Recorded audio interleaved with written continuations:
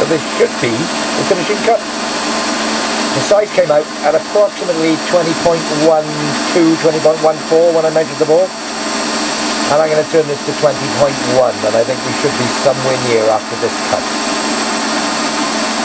As I was saying, it flicks aluminium absolutely everywhere. Well, it does go on, but I'm just not quite all the way. It's a bit tight, a bit snug. Let's try it the other way. Yeah, it is just that little bit. I need a working clearance, so I'm going to scratch another thou off it. Oh.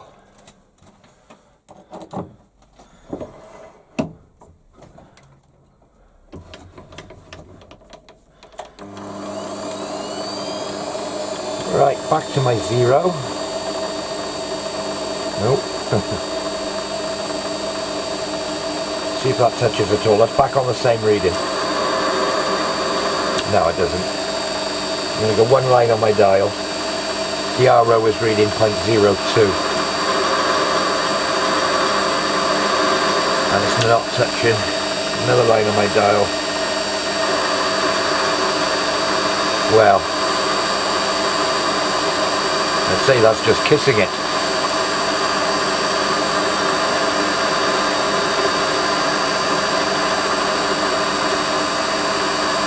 Then again, that may be enough. I will have to put a flat along the top so that when I tighten the screws down, stainless steel screws there on the aluminium, if it burrs it, it won't come out, so I'll put a flat on it. So if the screws put a burr on it, I can still pull it in and out. Well, it doesn't seem to be cutting at all up here. And maybe add a little taper in it. Oh, it is still cutting, but if I'm taking a couple of hundredths off there, I'd be surprised. Just leave that tool where it is. And just try that.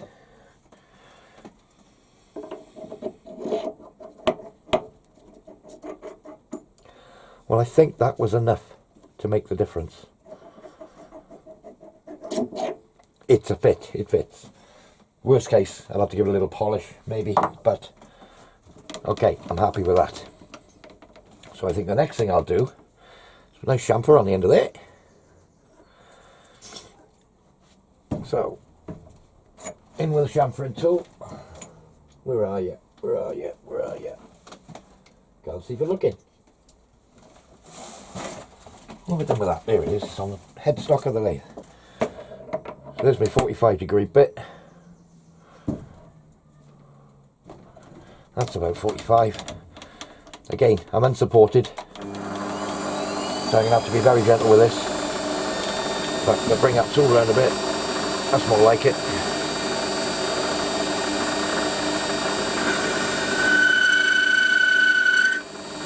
In fact, let me get rid of that shatter. Can I still get in there? Just.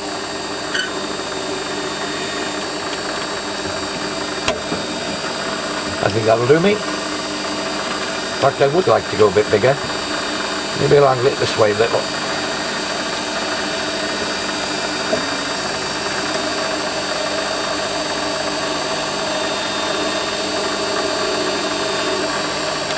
That's lovely. So next job, drill it right through, and I think we'll probably go for around 11mm. So we'll start with an 8mm drill. Probably go a bit faster than that.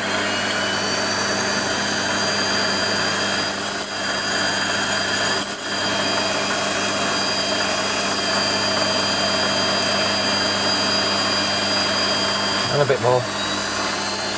What are we on? About 900 RPM. Sweet.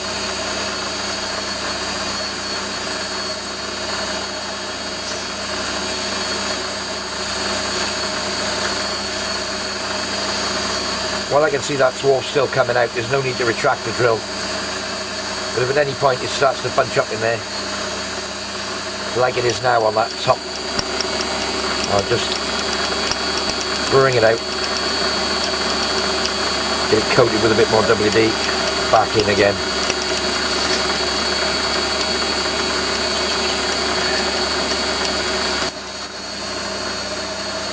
I'm not going to bore you with watching me drill this all the way through, but take it from me, it's going to take a little bit of time, and it's going to end up at 11mm, clearance on a 10mm shaft. I think that's where we'll start. So, on another note, one of my subscribers, Stephen, you know who you are, I expect, has asked, could I put a video up every day? Well, I'd love to have the time to put a video up every day, but I do have to work. You know, I've got filming for other people I have to do, all sorts of odds and sods, you know, manufacturing parts for people, and I'm always out of the house at least 3 days a week. Do like to chill a bit on weekends, so that's when I sort of do my editing, but with the weather being so nice and the shed being so hot, I'm trying not to spend too much time in here at the moment.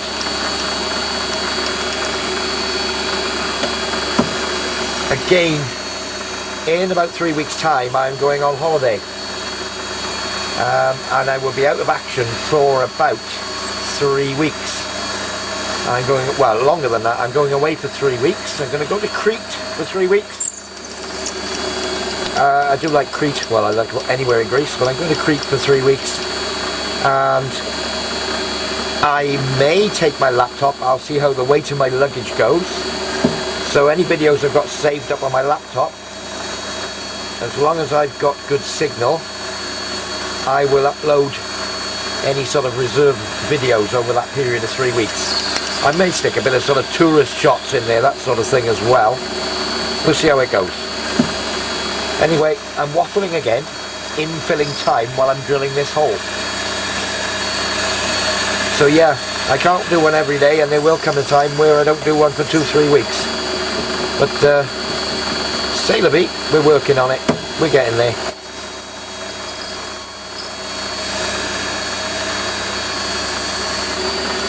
We'll bring it back when we've done. Well guys, I thought I was getting hot. In the shed here, as you can see at the top, it's just on midday. It's the 23rd of May, and the temperature is 29.2 degrees in the shed. I think I'm going to go for a cold drink. So we're a couple of days later now. Where are we? Saturday morning. 3 days ago, I think was the last time I was in the workshop. It was 29 odd degrees. So we're at past 11 and it's 23 degrees. So back to work. So when we left off, I'd finished turning the outside and I was drilling the centre out to 11mm right through. I couldn't get right through, but I'm within about 10-15mm of the end, so that doesn't really matter. So I'm going to turn myself a small area on here on the major diameter, just so I've got a reference point to clock up when I come to turn it round. But I'm going to be boring the end of this out to take the small bearing first. So let's just turn an area on the end of here. Not worried about any particular diameter, I just want to clean up so I've got a reference point for clocking it up. Just a touch off, see where we are.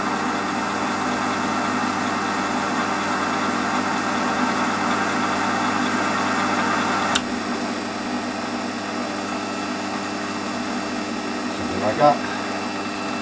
Just take another little scratch.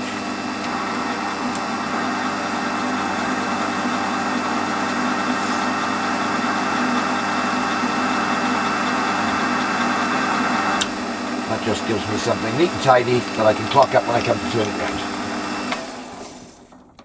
And as per normal, I'll put a little chamfer on there just to break the edge, take away the sharp edges. Happy days. So the bearing I got to fit in the end is 16 diameter, 5mm bore, and it's 5mm thick. So I've got an 11mm hole in here.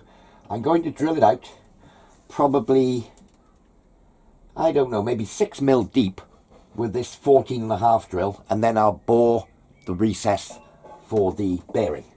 So let's just have a look. Kick it gently.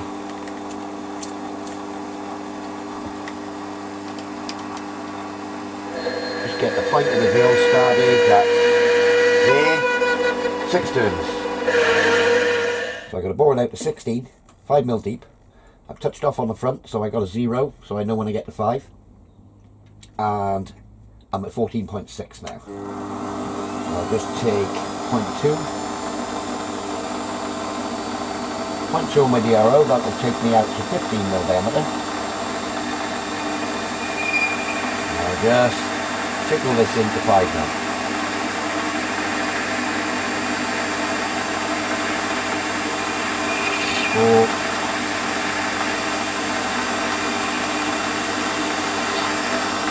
That's 5. I'll probably speed that up a bit. That should be roughly 15. And for another point to his side, that should give me 15.6.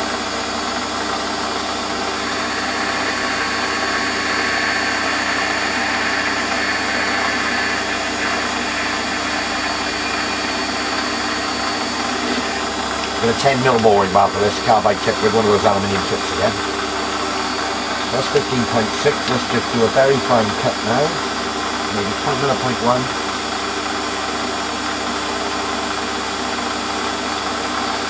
Just set a 0 there. Spray with WD-40. I'll just put a finishing cut in there. Just something to measure.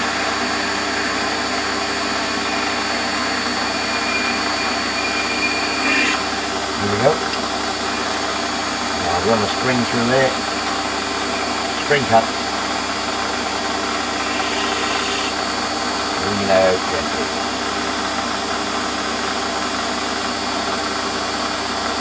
Here we are. Just hand beating this as it's only 5mm deep. So we'll have an approximate measure. Where are we? Where are we? Well, with the calipers, 15.9. Time to get the telescopic sight. Will that one fit in there? Nope, I'll have to get a smaller one. Hang on.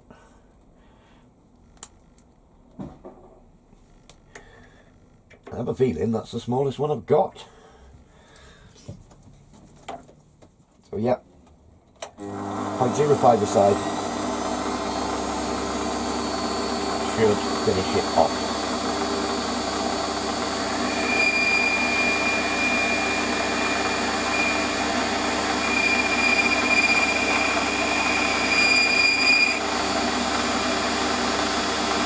Again, do bring the cutter back out through there. I'm going to set my DRO to 0. Run a spring cut through that, back in. It's hardly touching it. Till I get to 5mm again. And then I'm just going to gently face the back of that bore. There we are, I'm into 5. And I'll just widen my tool in to face the rear shoulder. That should be size for size on the bearing. Put it back up in the chuck, the other way round, normal jaws, taking the reverse jaws out, and the register that I turned is not even showing, well, maybe half a thou. So I think we'll go with that, no need to put the full jaw up. And of course, because I'm holding on that long length through the full width of the jaw, I know I'm going to be pretty good in this sort of orientation as well. I know it's going to be fairly straight.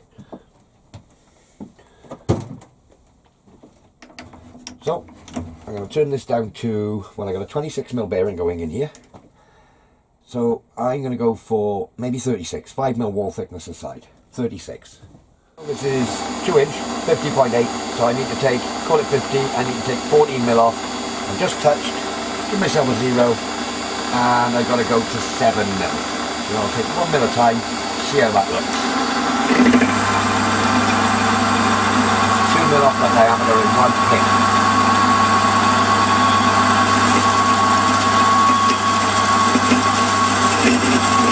Doesn't really like that. I was probably being a bit over the top. And my good old friend the wraparound is in again.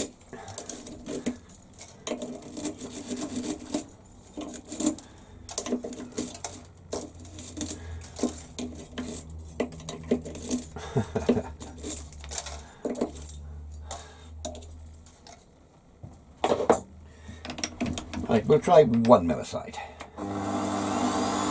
That's half, which takes a mil off the diameter. We'll try that. That's a lot more like it.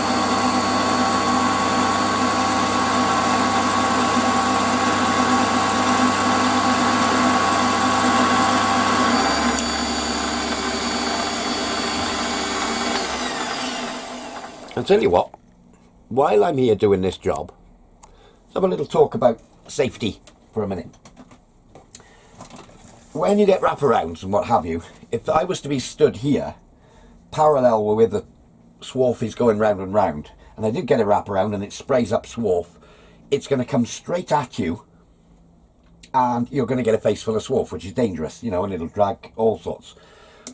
What you should do is stand back, away, so that any wraparounds that are going on here will go straight over. As you can see, I'm here, will go straight over my shoulder and miss me altogether, and I can stand away to one side. So never stand directly over the cut, especially, you know, unless you're doing a very tiny little thing where you're not removing any swarf. But if you're getting a build up, you know, you're hogging it away, as it were, keep well out of the way in case you get a pickup with rotating swarf. And again, on the same note, you saw me using the pliers just now. You should never pull swarf out with your fingers. Now, I'm guilty of it. I'm sure we're all guilty of it. I wouldn't often do it with the chuck running, but I'll get a bit of swarf here and I'll pull it out. Every time you do that, you're leaving yourself open to the risk of cutting yourself. So with swarf, when you're cleaning out the bedways and what have you, good thick pair of gloves that you're not going to cut yourself with, and just keep a pair of long nose pliers to hand. Some people use a little hook, piece of steel bar with a, you know, a bit of welding rod or whatever with a bend on the end of it, that you can just keep the swarf out of the way. But yeah, I know I'm guilty of it. Occasionally I'll pull swarf away with my hands, and normally when I do, I go, oh no, don't do that, Abe. You know, I'm guilty of it. But over 30 plus years of turning, and I've, other than little nicks and what have you, I've never had a serious accident with a lathe, because you have to think safety all the time, and just keep that in mind. Enough rant. The health and safety police have left the building. Let's carry on. Again, half a mil crack. So I'm standing off to one side. If that wraps around, it's not going to hit me, it's going to go straight over my shoulder.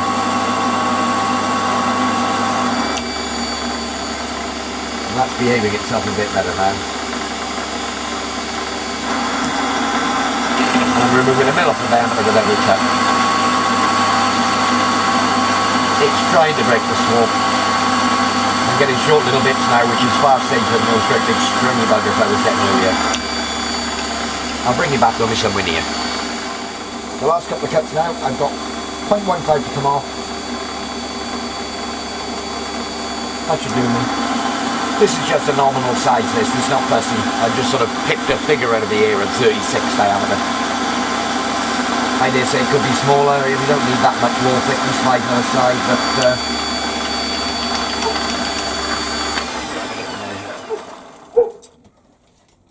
let's see where we are. 35.99. That'll do for me. So I've just placed the front face, and I'm going to try to use this tool. Just come back out of the way a bit. It's got a nice chamfer on the back edge. Let's see where we are. Just go in there, avoiding the chuck jaws.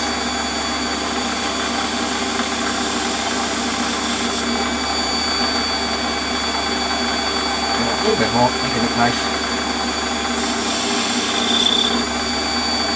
Sometimes with chamfers, you've got to sort of cut them in and see how it looks. And to me, that looks fine.